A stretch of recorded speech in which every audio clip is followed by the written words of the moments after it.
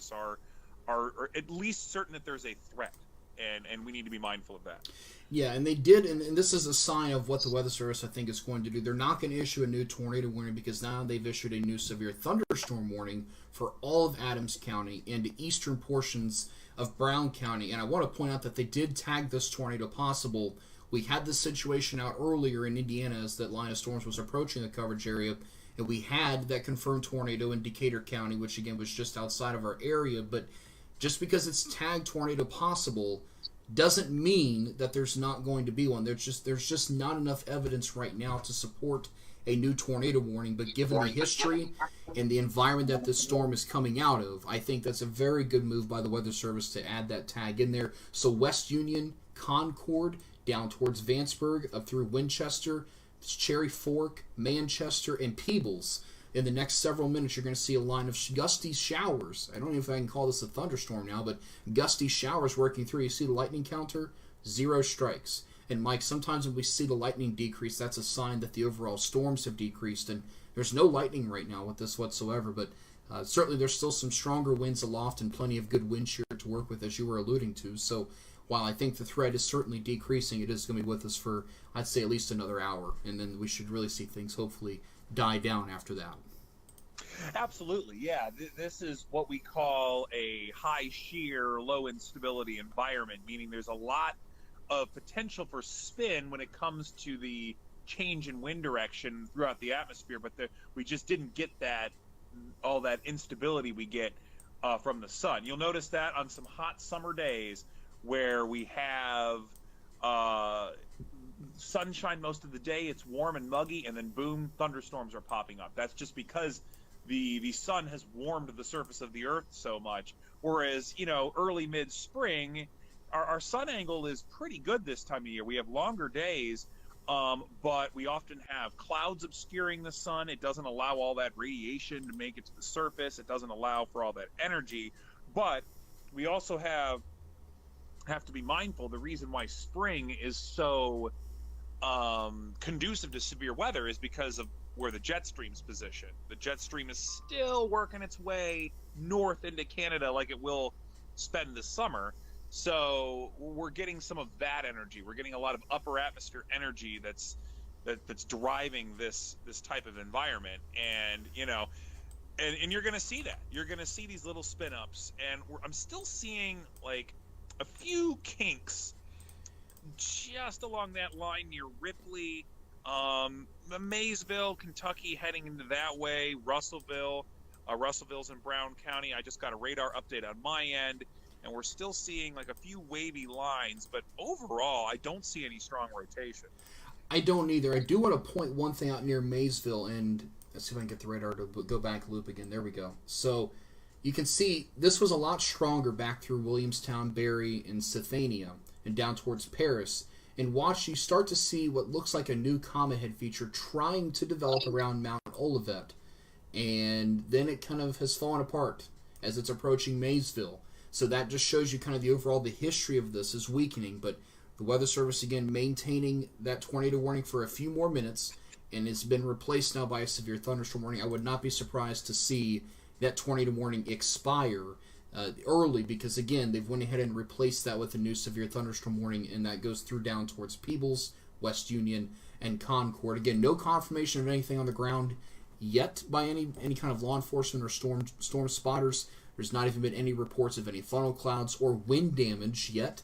And again, now sometimes those reports come in a little delayed, and that's where you're used to that. Now, where Mike was talking about some of those kinks on the line, let's go back over to the terminal Doppler out of Cincinnati, and this shows us a very good look. Again, there's still just a few kinks. So Sardinia, small one there, and I guess, Mike, you can even look at it as either call it a little kink or miniature little bowing or a little backward C shapes.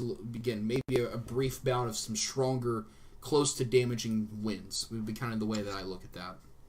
Yeah, that's exactly what I'm seeing. In fact, I'm looking at it through the Wilmington radar, which is about 45 miles away due north of the target area that we're talking about. So at this point, the radar is sampling the atmosphere at about 3,000 feet. So we're seeing some very high wind at 3,000 feet. We're looking at anywhere between about 60 and 65 miles per hour at 3,000 feet.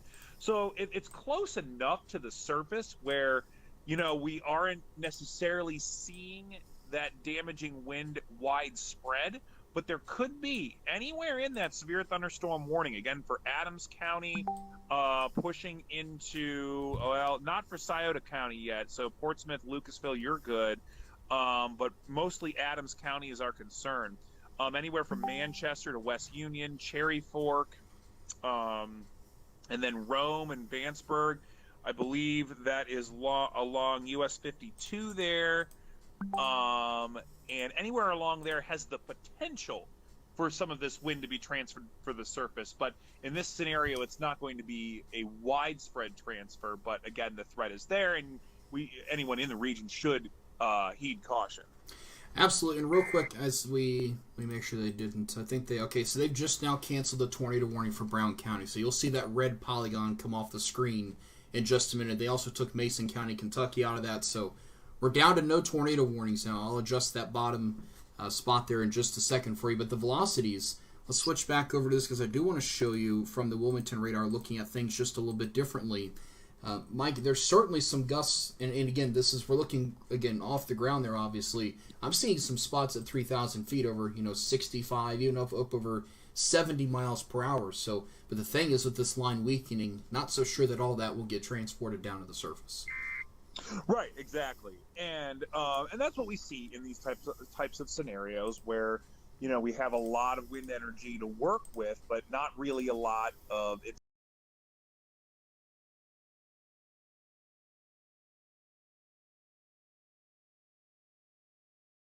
to the surface, especially in a lot of rural areas. Now, I understand that Adams County has a lot of trees. It's a rather hilly region. So you're going to see a little bit more surface friction, reducing the wind overall. But again, you have a lot of trees. You have a lot of reduced visibility in the area. It's nighttime. It's hard to see, and there's really nothing to look at. I know, when severe weather happens, there's always that temptation to go out and look. I know I will be the first to admit that I've been tempted to do so before, but this is a nighttime severe weather is no joke. If you're under a severe thunderstorm warning, that isolated severe wind threat could bring down trees. It could bring down isolated instances of power poles coming down, that sort of thing.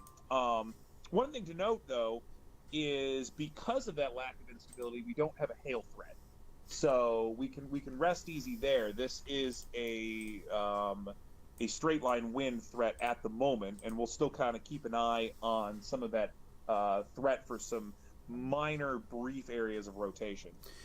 Yeah, this appears to really continue to be weakening. In fact, it seems to be weakening pretty quickly. I did just drop a comment in the comment section there, folks. Guys, this is...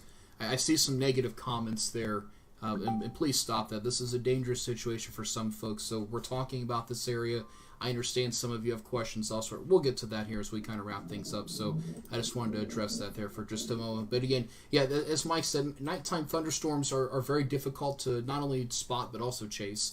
And obviously, the Weather Service is sometimes they'll go a little overly cautious at night, and I think it's a great thing. Because, again, we don't want you out at night trying to spot, and we have no lightning, really, at least on this part of the thunderstorm. So if you go outside, you're just going to see darkness. You're not going to be able to see any kind of shelf cloud. You're not going to be able to see a wall cloud, even if there was one.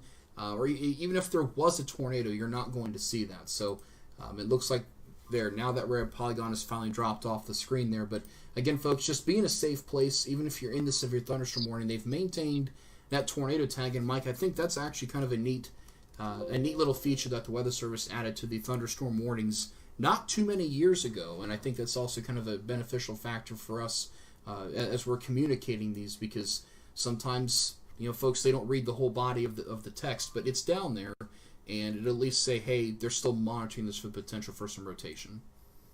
Absolutely. I think as someone who's worked in broadcasting and still continues to do so, in the communications side of meteorology, I think it's having that extra step really solidifies the partnership between the communication side of things and the forecasting and operational side that you see from our friends at Wilmington. And we're very fortunate to have an excellent weather service office here in southwestern and central Ohio. I personally know many of the forecasters there that work at Wilmington. They've been there a long time. These are a group of guys and gals that are committed. They're there for the long term. It's a career. They love forecasting for this region just like we do. And you get people that understand the dynamics of Southwest Ohio. And one thing I think is particularly interesting, and one thing that we are watching out in particular for tonight, are these brief embedded circulations in lines of thunderstorms. This I might have mentioned it before, but this part of the country is well known for that. We probably have one of the highest frequencies of anywhere in the United States. The large isolated tornadoes often happen out in the Great Plains, Oklahoma, Texas, where they get different dynamics. But we